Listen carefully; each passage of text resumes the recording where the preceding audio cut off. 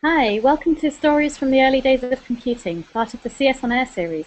Lynette Webb is a speechwriter and researcher in Google's external relations team. She's been fascinated by computing's early days and over the past year has made it her 20% project to unearth little-known stories and celebrate the achievements of Europe's computing pioneers. Today is her first ever Hangout on Air, and she's going to share with you some of these stories which you can use with your students in the classroom.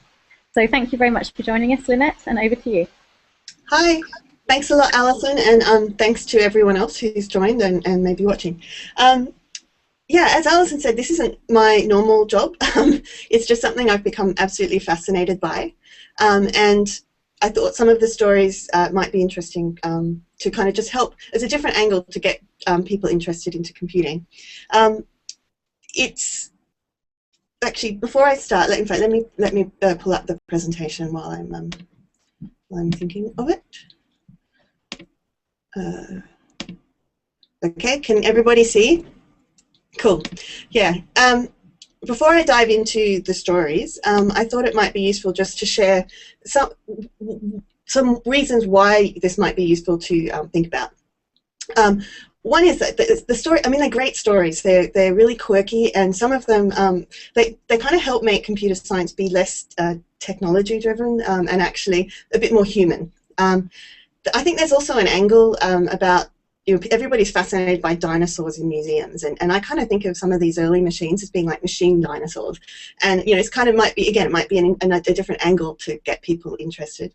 Role models, and particularly for women, and I'll talk about some of them in a little bit later. And then this final point, it might be a little bit contentious. It was just something that really rang true to me when I first saw the quote a couple of months ago. It came from a guy running a museum, and it was basically that any self-respecting science needs to understand its past. And I think if you think about in all of the other sciences, we talk about Einstein and Newton and Marie Curie, etc. And actually, you think about in computer science, there are people who've invented these amazing things and we don't know their names. So they're reasons that hopefully some of them you'll at least agree with. Moving on to the stories. So these slightly random looking images, each one of those represents a story that I'll talk to you about today. So the first one, this is a cable car. It's hanging across Niagara Falls. It's almost 100 years old. And it was built by a Spanish engineer who also was the first person to create a computer game. Now, that might sound slightly random, but let me explain it. It's back in 1912. Now, you might think this is a long time before computers, but actually, if you think about what a computer is, it's a device for calculating things. And there were mechanical computers, analog computers, it didn't involve electronics. And he came up with this machine that could play out the end game of chess. And I think it's kind of an interesting, it's an interesting example. Not only is it, computer games kids are into, and it's something that they might not have heard of. It talks about what a computer is, and it also potentially could introduce the concept of an algorithm. This is the machine. It looks like a normal little desk with just the 3 chess pieces on it. The white ones belong to the machine. It's a king and a rook, and the black one belongs to the human player. And there's a little round circle in the middle, which it basically disguises a speaker, and I'll explain why in a second. What's cool though is when you lift the cover off, this is what it looks like. I mean, it's cogs, pretty much, and there's the board. Underneath the board there's magnets, and so the machine can actually move its own pieces because it moves the magnets around, and it can sense where the human player's pieces are, and it's driven by an algorithm. And there's even this cool thing, I don't know if you can see it in the top right, there's like a little metal disc that's flat. That's actually a record, and when it gets to check, it actually will play the sound, and the machine will tell you that you're in check. And it's just this funky thing. And actually, I think if I try this, you can even see it moving. Let's see if the sound works. Le joueur d'échecs mécanique est également doué d'un véritable système nerveux qui lui permet de réfléchir et de solutionner rapidement tous les problèmes de la partie. Déplaçant ses pions avec une implacable précision, il peut battre n'importe quel adversaire. Premier fruit d'une technique nouvelle, ces machines. Cool. Anyway, that gives you the idea. I just think it's kind of spooky and fun to kind of see it moving around. Let me see if I can go on to the next slide. And so this is the algorithm. And if you look at it, it's basically if-then. You know, if the king is in this square, do this, you know, otherwise do this. And so the machine can work by actually being on any, you can start from any point really on the chessboard, and it will just work its way through. And because of the nature of the end game, the machine will always win. But you know, I just think it's a kind of a simple algorithm, and it's just kind of cool to think about how way back, you know, 100 years ago, there was a machine that could play games. So that's the first story. Oh, actually, one bonus thing. This isn't the chess playing machine. This is another machine that the guy made that was actually kind of an early electronic calculator. And the cool thing about it is basically the, besides the fact that, you know, this was in 1920 that he made this, is you see there's a little typewriter on the far right. This is basically an early input-output device, and it kind of wowed audiences when he presented it, because, you know, if you wanted to make it calculate something, you know, you'd type like, you know, 10 plus 4, and then the machine would work, and then it would drive the calculator to say, you know, equals 14. It would print it out actually on using the typewriter, which was just seen as magic at the time. So, you know, there's lots of these kind of early devices that he made that are just fascinating to see how they work. If you want more information about him, I've got a bunch of links that I've dug out that will share this presentation, I think, or certainly the links anyway, later on. So it'll save you some of the digging around that I did. Okay, so moving on to the second story. Now, this is a building in Dollis Hill, which is a suburb in northwest London. It's now luxury flats, but it used to be the Post Office Research Centre, and this is where the first electronic computer was built, basically. Now everybody thinks it was at Bletchley Park. Actually, it was destined for Bletchley Park, and that's where it was used, but this is where it was built. And it was built by a team of engineers led by a guy called Tommy Flowers that he just has not had the recognition that he deserves. The machine that he built was called Colossus. And this was sort of, you know, in the middle of the war, and the prompt for it was the codes that were coming in. They needed to find a way of breaking them a lot faster so they could decipher the messages. So I think there's, you know, besides the fact that, you know, that there's the fascination of the world's first electronic computer, I think there's, you know, an interesting angle potentially to talk about the code breaking and cryptography side of things, and also just the nature of the machine, which you'll see in a sec. Just to talk about the architecture of computers, because, you know, some of the switching and things that were developed in this are still used in computers today, and there's something just lovely and physical about it. The problem with this, a lot of the stuff that I've seen on this, is it gets technical really, really quickly, and you know, I'm not an engineer, and for me, what I found fascinating was pulling in the ideas, like the human stories behind it. And so this is, I'm only going to play you a little bit of this because it's about 8.5 minutes long, but it's a video that we made to help, actually it was when they were opening a new gallery for the rebuilt Colossus at the National Museum of Computing in the UK. And so Google produced this video to, we interviewed some of the original engineers who are still around to just tell their stories of what it was like working on it. So I'll just play like the first minute or minute and a half, and it'll give you a flavour for the style of thing.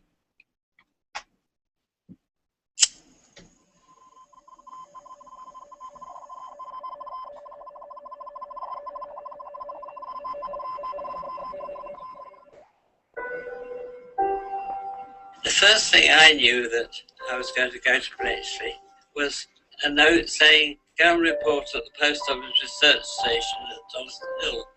We were given little diagrams, often hand-drawn, that told to go away and make that. I was doing things, but being an engineer, I had to have a reason for doing things. I couldn't quite make out what I was doing. I was assembling and testing some bits and pieces for what purpose I didn't know. When I went for my interview, the lady at the Foreign Office made it very clear that it was secret work, and I signed this Official Secrets Act before actually I think before I left her office. I got married during that period, and for 15 years my wife never knew what I did. And it was merely put to us that we were going to develop some electronic equipment absolutely new to the industry. Nobody had used electronic equipment to code break.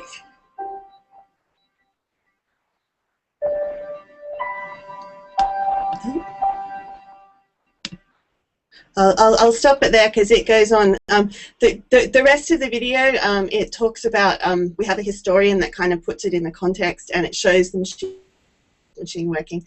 And yeah, it's lovely because it kind of makes it accessible, the story, to people. And I personally just find it fascinating seeing people that look like my grandparents talking about these early computers, and just especially with such excitement about what they did. So yeah, actually here's another picture of it where you can actually just see the machine more in the way that it was. And you can see the ticker tape machines, which are the round things, which is how they fed in the information to the machine in those days. In terms of using this sort of stuff in the classroom, I guess, besides showing a video, there's I think it's the people at Queen Mary, who a university in London, that have I think they did some of the earlier Hangouts actually in this series, and they've got a bunch of resources, one of which is this CS4FN, Computer Science for Fun magazine, and there's a whole feature that they've got in there with teaching resources for talking about computer science in code breaking, and so, if this is something that you're interested in using, I think there is a bunch of material that's there as well. But as I say, it's a lovely story, so do watch the video if you have a chance.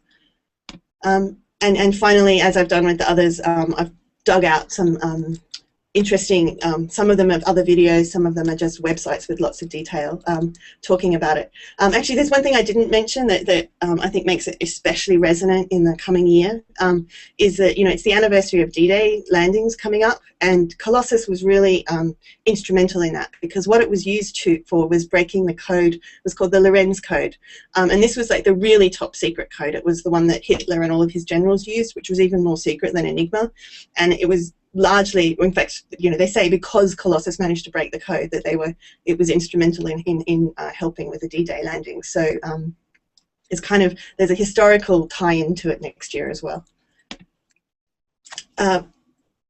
Moving on, the third story. So this is a warship. It's called the USS Hopper. It's obviously in the US Navy, and it's named in honor of the first person who was a rear admiral who came up with the concept. Well, I kind of think of it, they came up with the concept of a programming language, because their key insight was that it was using words, like normal English words, rather than mathematical notation. This is the person. Her name is Grace Hopper, Rear Admiral Grace Hopper, and the compiler basically that she came up with was in 1952, and as I said, it was amazing because it let you use English words. She's also obviously a great example .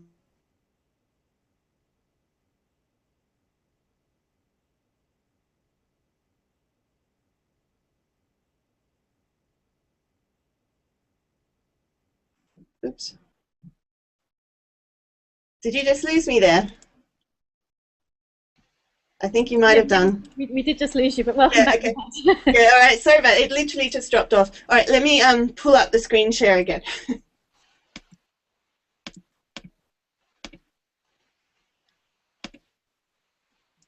Okay, cool.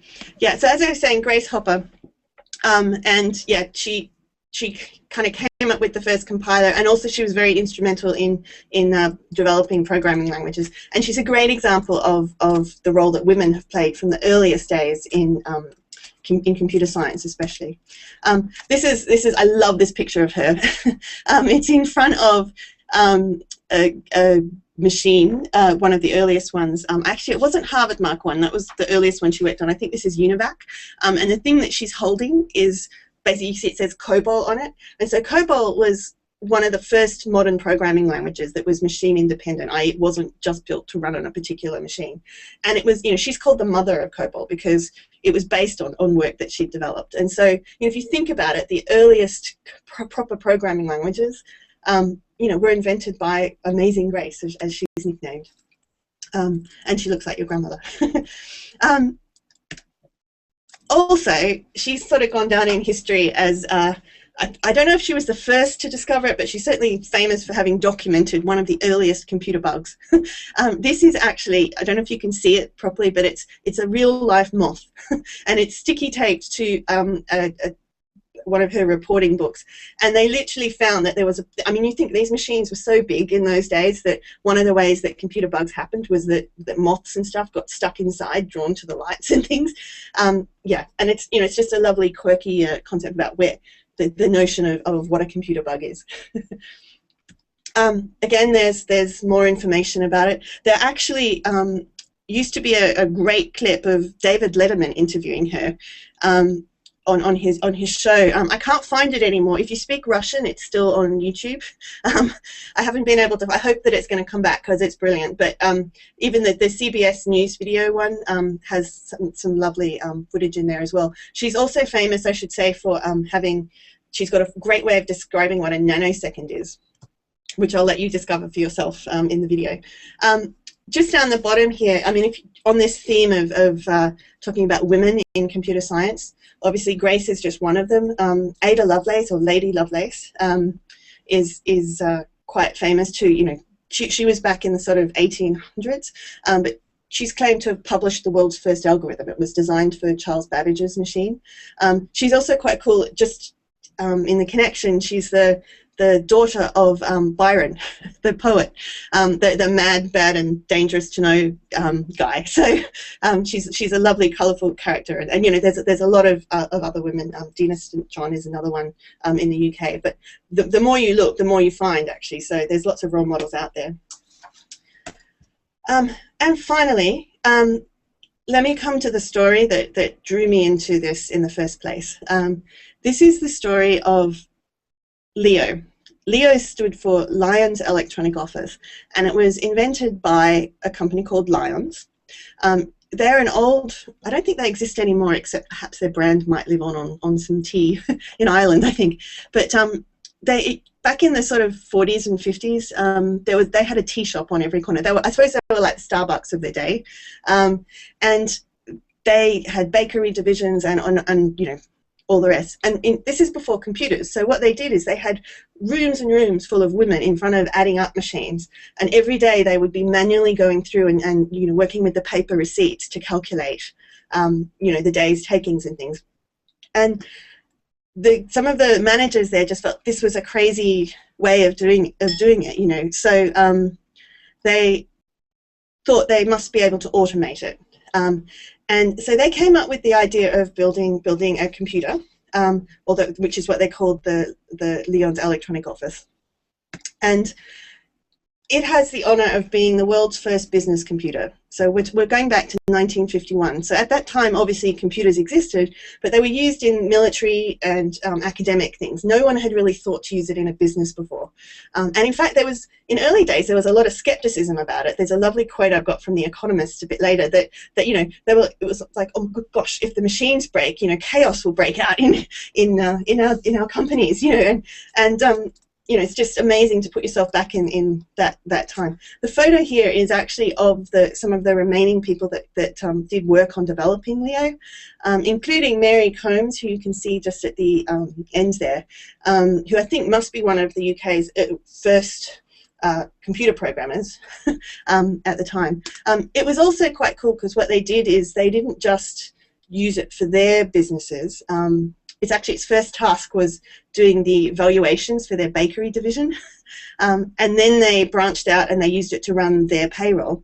But it was so successful that they then started selling time to other companies. So at one point they had Ford Motor Company ran all of their payroll for their factories and everything in the UK were all run through LEO, outsourced to LEO, and government departments used it and all the rest too. So in a funny way, they were a little bit like a forerunner of some of the kind of cloud computing and you know, services, you know, renting out computer space that we have today as well.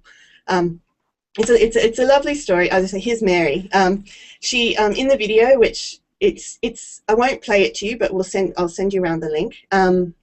It's about 6 minutes long, and it tells a story in a similar style because it has some of the original people talking about it, as well as a historian to put it in context and some archival footage.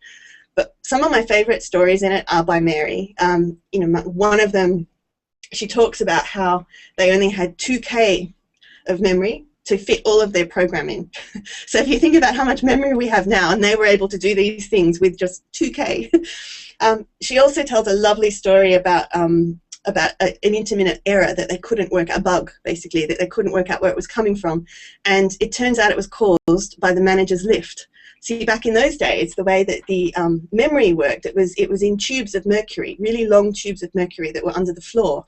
And the way they stored it, apparently in mercury, like, I guess because of the thickness of it, that waves move through it very shortly, very slowly, much slower than water. So by having these long, thin tubes, that was how you could store binary through using wave codes. And whenever the manager used his lift, it introduced a slight shake in the building, and that messed up the memory wave. Anyway, it's kind of explained in the video as well, but you know, it just really puts into context what the early days were like, and might actually be an if you're wanting to talk about it in terms of physics or whatever, you know, kind of the cross subject things. You know, there might be ways of introducing it too. There's more information on this as well.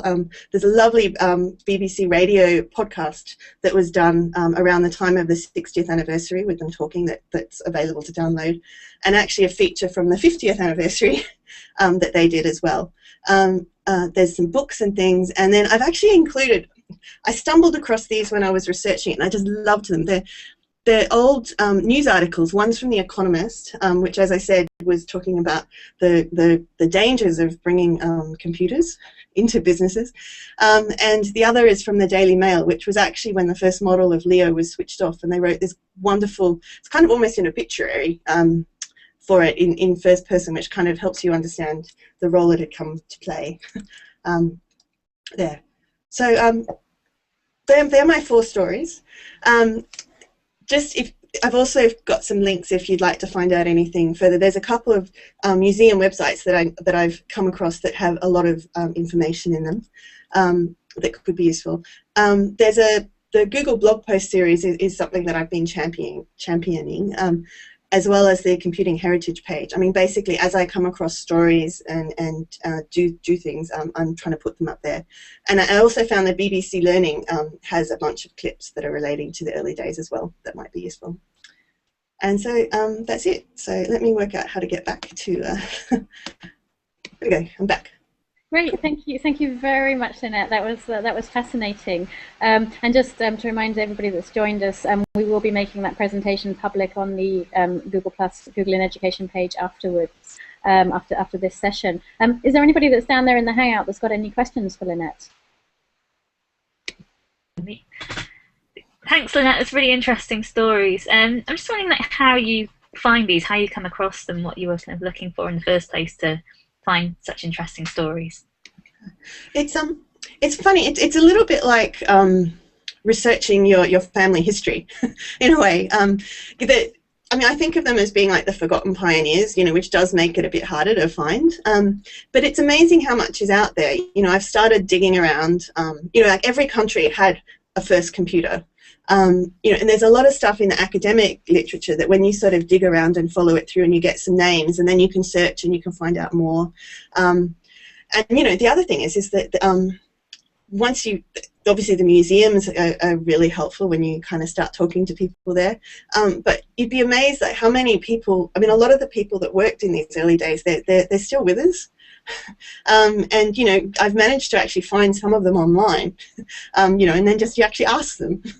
But yeah, no, it's I actually think it's a really cool time to be doing this, because we do actually have that period where the people who were there, some of them are still here, and there's a short window where that's the case. So for me, I'm really loving doing it for that reason. Yeah. Do we have any more questions? Yeah. Cool.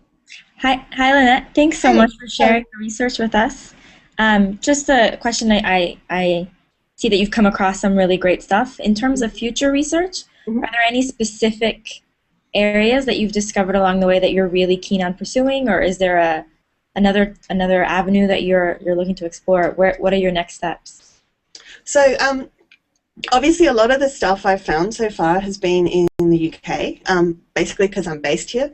But as I said, every country has a first computer, and so I'm actually really keen to branch out and find out more about the first computers in Europe. And I've discovered, funnily enough, Ukraine has a really rich computing heritage. The first computer in continental Europe was in Ukraine. So we've done some stuff with them, and actually in the blog post series you'll see links lower down. There's some blog posts about that. But there's some great stories from the Netherlands too that I'm digging around on. But I'm particularly fascinated by stories from other places, and also ones that so the Netherlands is a great example actually, because they, in the earliest days, they went out of their way to employ women. They actually they had this group they called the Computing Girls. Well, they employed the people that graduated from high school who were women top in mathematics. Apparently they went out of their way to employ them in this mathematical laboratory. And so when they were developing computers, this whole team of amazingly bright female mathematicians ended up being the first programmers there. So I'm still digging around to find out more about that, but if you think today, in terms of like finding role models and things like that, they're out there. You just have to look for them, and so that's kind of an area that I'm particularly focusing on too. Great, thanks, Lynette. And I think it's great that you're finding role models, particularly for girls in computer science. So do keep up the good work there. Thanks. So thanks for everybody who's joined us in the Hangout and on the broadcast. Just to remind you, this has been recorded, and you can find it on youtube.com/edu@Google, and also on the Education on Air site. And following this Hangout, we will post a link to the presentation to the public so that it can be used further. All right, so thanks very much. Have a nice evening, and see you next time.